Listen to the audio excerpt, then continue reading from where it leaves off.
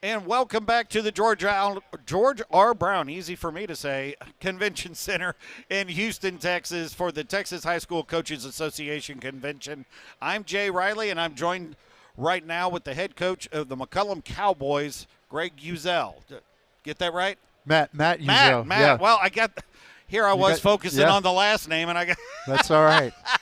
oh, well, I got the last name right, which you say everybody butchers anyway. That's right. Matt's a little easier usually. Way too much focus on the last name. Well, Matt, how's the show going for you so far? It's going great. We're loving being where we are and just having a great time. And the kids are great, the community's great. Administrative support is unbelievable. So we've enjoyed it quite a bit. Do you got a whole team of coaches here with you this weekend? We do. We have say we've got about six here this week. We give them the opportunity when it's not in town to decide where they go and how they do things. But any opportunity that we get to further our education, we want to take it. That's great. And it's not just football coaches here. We don't want to oh, without a doubt, get people thinking that this is a football convention. This is a high school coaches. So you're bringing soccer and basketball and those coaches with you as well. We also have 3 or 4 girls coaches on the side. THSCA has done a great job of trying to make this more of an all-encompassing weekend for high school sports. Mm-hmm. And they've added volleyball lectures and soccer lectures, strength and conditioning, and all of that kind of stuff. And so they've done a great job with that, and we want to take advantage of that every chance we get.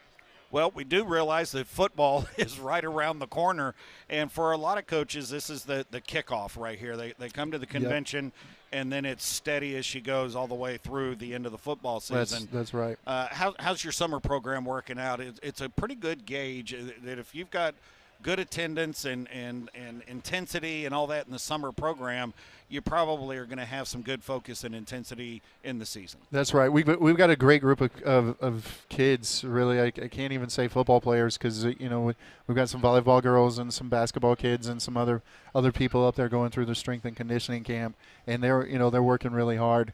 And then with our community, we're gonna deal with this every year where kids got to work. And they'll go out of town. I've got a couple of kids that are out of town that are working with family members for the summer. And coach, give me a workout packet so that I can get what I can when I do. And that's when when you're winning, when they take the initiative and they become proactive with it. And we're excited. I'm really excited about the mindset that's changed with the young men in our program over the last year and a half. Well, let's talk about that program a little bit. Last year, is this going to be your third season at the school? Second. Or starting your second season? Yes, sir. Last year, as some people will say, it's not out of you went 1-9 last year, brought in some new philosophies and things like that. How are the kids catching on to it now? The kids are – you're never going to have 100% buy-in. I think Nick Saban said that. What you want to get to is having 100% of the kids that you're counting on bought in, and we're getting a lot closer with that. And I think the biggest thing, not to question what was going on before, because I have no idea what was going on before, but we're I'm loving these kids, and I'm showing them that I care for them in every way possible, and that usually generates a little more excitement and a little more commitment, and we're getting that, and just I couldn't be prouder of how the program has taken off. We had a great off season. We did some new things, incorporated an old school type of boot camp where we're focusing on mental toughness as well as just the physical aspect and the other things that we're doing. And then we really got after it in the weight room. And they've been doing a great job with that. And so we'll see. We're working on trying to change the results that we get by looking at how we behave on a daily basis. And you can't change the results without changing your behavior.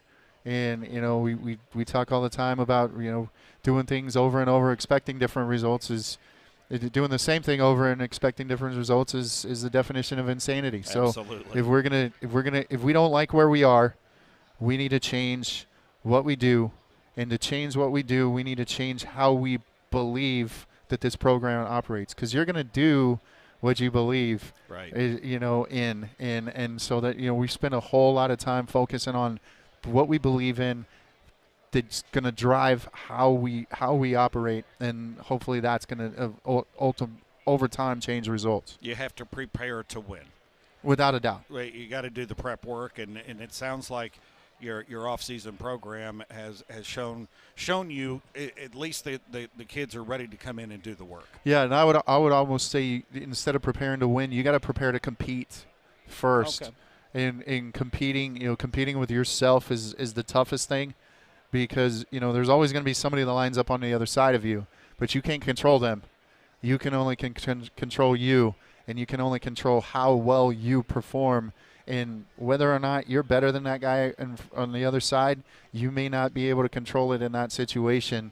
But if I'm competing with myself on a daily basis, that's when the wins start to take care of themselves, because now Right. I'm playing to the best of my ability every chance. And when I'm better, then I'm going to win. And that's where we want to get to. Well, let's look at the defensive side of the ball. What are you excited about? What because you got to replace a lot of players over there. I think you lost 6 starters. We do. We have to replace a lot of players. In a couple of safeties in the back end, a couple of guys up front that did some things. Now, we struggled on all aspects of the game when you go 1-9.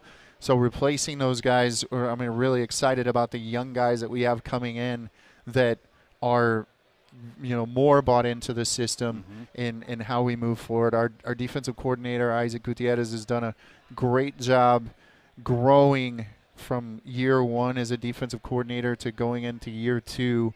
And we're really focused this spring on simplifying alignment, really focusing on tackling better. And you could see it in our spring game. I had an old coach friend of mine that watched the game, said it looked like our defense was coming downhill and they were leaning forward, and that's a great compliment to what Coach Gutierrez and our defensive staff has done. Sure. If you were game planning against your defense, what would be your biggest concern as an offensive coordinator game planning against your defense? I think the how fast that they're starting to play. Coach Gutierrez has done a great job of simplifying things to where our kids don't have to think as much and they can play fast, which is causing him to do a little more. Bring in pressures from different angles, spinning to different coverages, because it's a lot more simple than you're Right. being real wordy and all of that. So game planning against us is just how they're on their toes, how they're coming downhill, and how they're playing fast would be something that I would really want to try to attack and try to find a weakness in. Offensive side of the ball, you got your quarterback coming back. Yep. Where does he need to grow to get to the place that you want him to be? First off, and this is not just Coach Beak, there's always an open competition for what's going on. Yes, he's got the upper hand. He's on pace to be a 3-year starter as a junior. He played some as a freshman before I got there. What does he need to do to have a better year is, number one, one of the things that I told him last year was, Ryan, you're trying to win the state championship with every throw. You've put entirely too much responsibility on your shoulders. I need you to execute the offense, and I need you to have trust in your teammates to be able to deliver the ball, get us in a good situation. And you don't necessarily need to make plays. We just need to execute the plays that have been called. I think he was trying to do entirely too much. He's a coach's kid. His dads are a great offense, great coach. He's our offensive coordinator. So there's that added pressure of, my dad's calling the plays. They need to be as needs good. to work. Exactly. And I think he just needs to kind of take a deep breath and let the guys around him do what they do. And in fairness to him, the guys around him have gotten so much better in the last couple of months that it's going to be easier, I think, for him to have that trust and that confidence in the young people that he's getting the ball to. That's good. That was my next question, because one way to take pressure off a quarterback is to have a good, solid offensive line and run the ball well. Is that your focus as well? We're always going to try to be run first as we move through things. We do some things offensively with some of the RPOs that we do to try to get a favorable box to where we can run. I want to create one-on-one matchups, and if they come in the run game, awesome, because the old adage is, when you throw the ball, three things can happen and two of them aren't good. When you run the ball, you do some better things with that.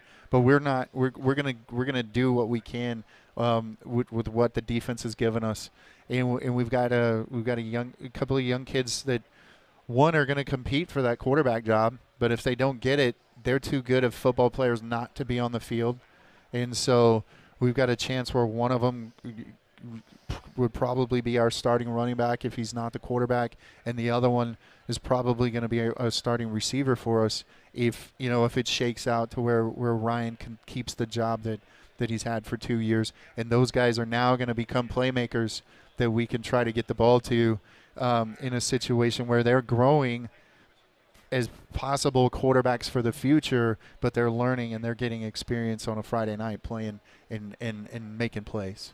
I'm sorry I tried to name your starting quarterback for you. That's no problem. No problem. You're not the only one. Well, you see a guy who's like you said, he started for 2 years. You right. kind of assume he's going to get the start, but you guys want him to compete, don't you? Absolutely. They can't know it. And the great thing about it is those three. I have them in quarterback. I had them in quarterback meeting rooms. The quarterback meeting room all spring. They're close. They love each other. They're gonna compete like brothers. But if you end up being the guy, I'm gonna cheer my tail off for you, and you better throw me the ball because I'm gonna be on the other side. So it's gonna be a lot of fun watching those three really grow up together. One of them's the oldest is a junior, and the other two are going to be sophomores. So you got them for a little bit longer. Let's hope so. Can you sign them to an extension when you get them there? I just got out of the football rules committee. I don't think they would agree to that one. The community's got to be excited. 1-9 last year is not the standard that you want set for the McCollum Cowboys and the program as a whole. But to just hear you talk, you have much more confidence, or not more confident, but you're confident this team is going to grow this year. We're going to grow. We're going to grow. I don't know what that looks like. If it's closer games in a 1-9 season, or if it's 3-7 or 7-3, I don't know. What I do know about the community that I've gathered so far, one, I'm a product of the community. Yeah. I graduated from McCollum High School in 1997, and there's some pros and some cons to that, obviously. But I just, they know that this community means something to me, and that I care about these kids because I was once one of these kids. Right. And so, I've got some buy-in from that perspective, and I think what I've really tried to do is, you're never going to please everybody, but the one thing that I want them to know is I care about their young men and their young men's well-being first and foremost. Games, wins and losses are going to take care of themselves, and I'm going to put their kids in the best possible chance I can to be successful. But at the end of the day, I'm going to love them like they're my own. And I'm going to push them, and I want them to be successful in other things outside of a Friday night under lights.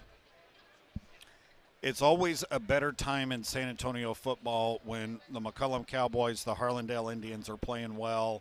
That whole area down there, when those guys are playing good. So we're obviously pulling for you. Well, thank you. It's a great area. It's an excitable area. They get behind their teams down there on the south side, and we'll be excited to be keeping an eye on you guys and covering you. Awesome. Well, we appreciate all the coverage we get.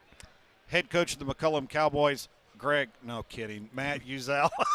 Appreciate you taking the time to come by and see us, and best of luck to you. Yes, sir. Thank you.